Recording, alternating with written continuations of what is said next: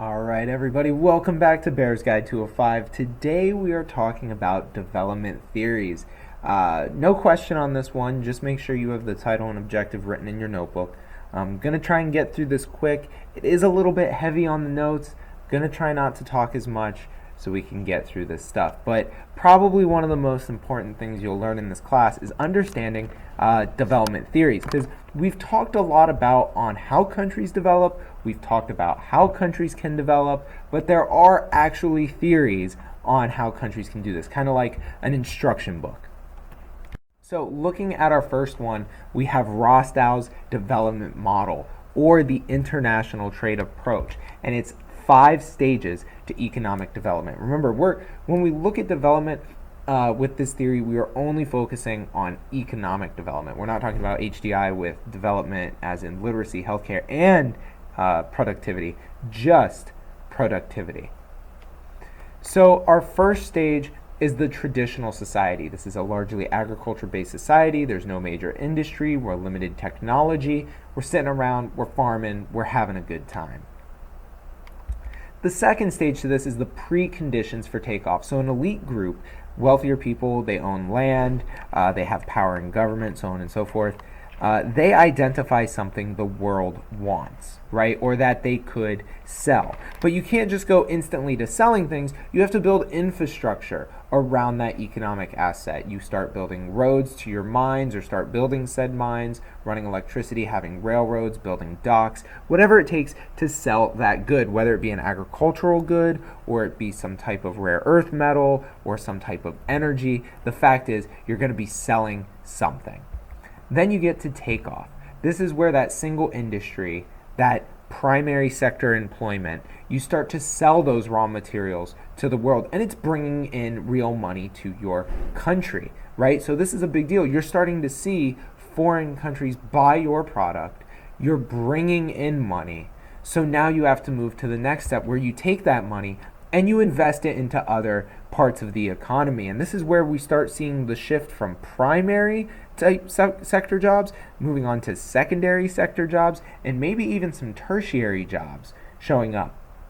Because you can't invest all of your money into one economic asset, because what if the world decides to stop buying that economic asset? But more on that later.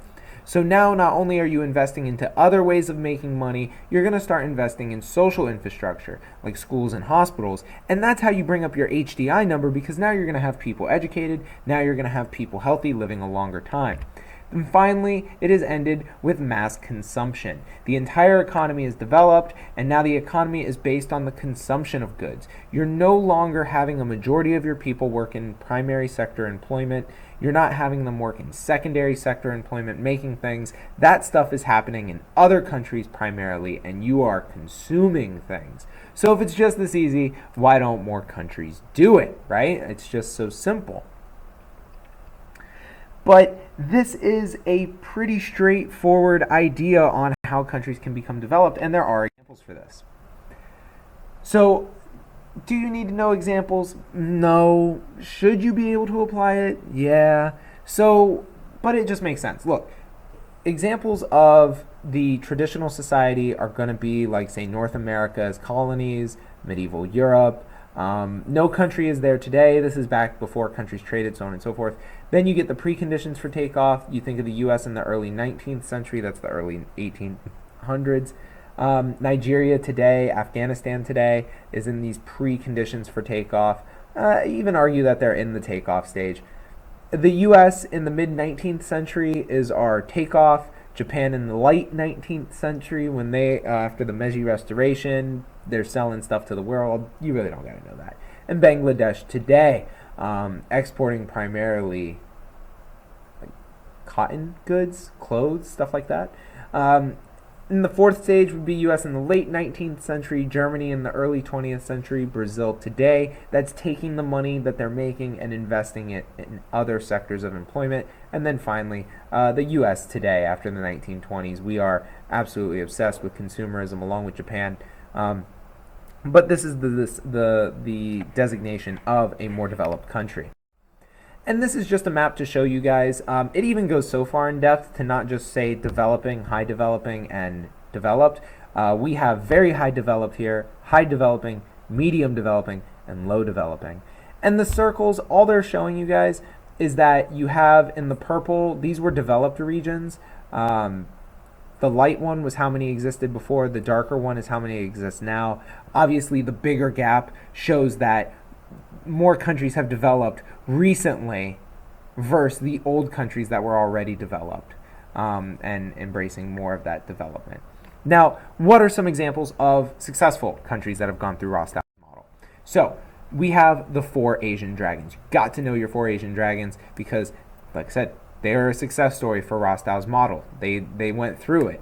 So Taiwan, Singapore, Hong Kong, and South Korea are considered the 4 Asian dragons. Well, what did they trade to the world? It was low-wage labor. They didn't even go into the primary sector. They just know they had a lot of people that were willing to work for not a lot of money, so they started producing textile goods and small electronics. They didn't design them on their own. They were just told what to make, so they did. And the factories brought in money, and eventually they shift to other industries. Then they go, you know what, we're not just going to build these electronics from other parts of the world. Why don't we design our own electronics? And then they start building them. And now they design all their own electronics and have other people make them, and now they are a consumer-based economy. So they have made it through Rostow's. Now there are some problems with Rostow's model. The fact is we have to address resource markets and MDCs. So the first one is resource distribution. If you don't have something that you can sell to the world, guess what? You're going to be poor forever, according to Rostow. Second, you're reliant on the markets. The fact is that what you're selling isn't always going to sell for that price, and maybe the demand changes. The minute your single economic good is not bought by the rest of the world, if it crashes your economy, that's a very dangerous thing. Then you have the reliance on MDCs, kind of the exploitation of LDCs. Because us and MDCs, we want to pay cheaper and cheaper and cheaper, right? So we are going to keep prices as low as possible, but that's also exploiting LDCs because if they're not making more money, they can't grow, right? But we trap them in that because if they choose to keep their prices high, then we just go somewhere else. And Rostow also assumes that there is equal development, this idea that everybody can develop. But that's just not sustainable. Because if we all get to the point where we're all consuming on a massive level, one, what is that doing to the environment? Two, where's the resources or the goods coming from if everybody's at that consumer level? And if you can't raise wages because you are reliant on MDCs buying it and MDCs exploit you for the low wages, you can never really move along. Okay, before we move on, make sure you're still paying attention. Make sure to hit like, subscribe, hit the bell icon, all that stuff on Bears Guide 205. You got to stay updated on this stuff. Take a little mental break. All right, let's get. So, Wallerstein's world systems theory. This is the other major theory to understanding how countries develop. This is an idea that, unlike Rostow, Wallerstein said that the world is completely interconnected and intertwined at all times, and we are connected economically and politically. And it's hard to distinguish those things, especially currently, today. The way that he divides up the world is not in stages of productivity, but simply core, semi-periphery, and periphery. And we've talked about this briefly in the past, and we're going to hit it again. Because the goal, obviously, is to not be a periphery country and become a core country. But we also understand that maybe the core doesn't always allow that. So to break this down, I know a whole lot of stuff on the screen coming at you. If we're looking at the map, we instantly see trends that are recognizable. Where are our core countries, where are semi-periphery, and where are our periphery countries? Well, if we use the terms developed, high developing, and developing, they seem to layer over each other.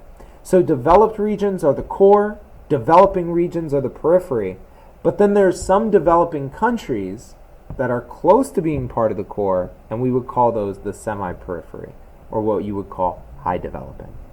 So what makes these countries what they are? The core is the economic advantage, the center of the business world. We have high-skill, capital-intensive, tertiary jobs here. This dominates over the semi-periphery and periphery economically and politically. They tell them what they're going to buy. They tell them what to do in politics because they don't want to lose the business. The periphery and the semi-periphery don't want to lose the business and the political ties to the core. And the core benefits from international trade, hands down. We love having our cheap manufactured goods. And examples of this are US, UK, Japan, Australia, Germany. Great. Okay, then you get to the semi-periphery. The semi-periphery are these middle-income countries. They're emerging economies. They're the high-developing countries. These are mostly manufactured countries where they're manufacturing goods, services, these secondary sector jobs that we rely on to make all our cheap stuff. The examples at the bottom include India, Mexico, South Africa, Brazil, and China. Sometimes you will hear it referred to as BRICS. Brazil, Russia, Indonesia, China, and I want to say South Korea. Then finally, you have the periphery, where you have the least developed jobs in the world. A high percentage of jobs are in the primary sector, low skill, labor-intensive, hard jobs, harvesting those raw materials from the earth to send it to the semi-periphery countries to make stuff, which then send it to the core, right?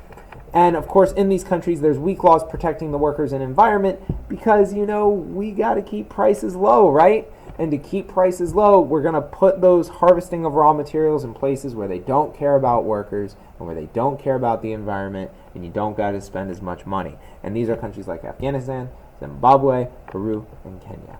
So, finally, some final thoughts on the Wallerstein world systems, or dependency theory. Yes, it has 3 different names and you have to know them all. So, first off, countries can change. Unlike Rostow's, countries can move backwards. Countries can be a core country and then they can end up being part of the periphery or the semi-periphery, or you can be semi-periphery and move to the core. It doesn't matter. Countries move. It's wild to think, but it happens. I mean, look at Venezuela right now. They had a single commodity and they were booming and selling oil, and then all of a sudden we decided to not buy oil. That's another point. It also recognizes that not every country will develop, right? Not every country is going to be part of the core. It's just an impossibility. But what's frustrating with Wallerstein's world systems theory is that it doesn't give you instructions on how to develop like Rostow's does. So even though Rostow assumes that everyone can develop, at least it gives you the instructions on how to do it. And remember, the world systems theory can be applied at a country scale, but only in the periphery or semi-periphery countries. Remember, we talked about this in colonialism. The idea that you have the economic core on coastal parts of countries, but the interior of countries is the periphery. We're seeing the same exact thing again. We're just reiterating this point now because we're talking about development. And finally, it fails to recognize the roles of NGOs in the UN. And guys, I know this is a new topic. NGOs are non-government organizations. They're the same ones I brought up when I talked about microloans or microfinance, right? And we can't ignore the roles that they play because the goal of NGOs and the UN is to make sure every country can take steps towards development. Because we don't want people in poverty in the world. It's 2020. We have enough money to stop that. We don't want people starving. We don't want people dying to basic diseases that could be solved with basic vaccines. But we're going to talk about the UN's goals another time, but that will be talked about. Finally, the idea of commodity dependence. It's not really a theory of development. It's something we've known about. We're putting a word to it. Basically, it's this idea that a country is so dependent on their one thing that they produce and sell to the rest of the world. That's it. It's their predominant reason for their economy. Commodity dependence is linked to underdevelopment. We know that these are developing countries or periphery countries or early stage Rostow countries, whatever you want to call it. Think banana republics, think plantation agriculture. But there's more than, when we talk about raw materials, there's more than just agriculture, right? When we look at commodity dependence, we can actually see on this map that it's broken into a couple different things. It can be agricultural goods, but it can also be energy exports like oil, coal, and natural gas. It can also be minerals, ores, copper, cobalt, stuff like that. So, real quick, pause the video and answer these 2 questions. What trends do you notice on the map? And how can this affect the HDI and the GII of countries? Okay, now to finish up, what trends do you notice on the map? Instantly, you should notice that the countries who are known for exporting are generally countries that are associated with being developing or high developing countries. I know there's a couple anomalies on here looking at you, Australia, but the fact is that a lot of these countries that are pushing out these raw materials are developing countries. And if they wanted to develop more, they would harness those resources instead of simply shipping those out. But how can this affect HDI and GII? Well, we know that primary sector employment really doesn't do a lot for GDP per capita. And if you want to raise that HDI, you got to start making more money. So if they turned away from this or maybe found a way to use it themselves, they can increase GDP per capita. They could increase then education and life expectancy because they invest more money in social infrastructure, like Rostow says. And then, of course, as countries develop, that GII comes down. But you may have come up with more stuff, and that's perfectly fine. All right, so what should you be able to do? 2 things that you should be able to write by the end of this. 1, identify the aspects of the 2 main types of development theories, Rostow versus Wallerstein. And then describe the problems with each model. That's it. That's all you have to do. I know that was a whole lot. I hope you look back at this video and study it again because there is a lot in Rostow's model, and we are going to jump right into it. So make sure that you have an understanding from this. As always, this is Bears Guide 205. Make sure you like and subscribe. Hit that bell icon so you know that new videos are showing up. I know this was a long one. I apologize. I have a lot to say, but I'm trying to keep it short. So if you have any questions, as always, you can leave a comment or message me on Remind or just come and bother me.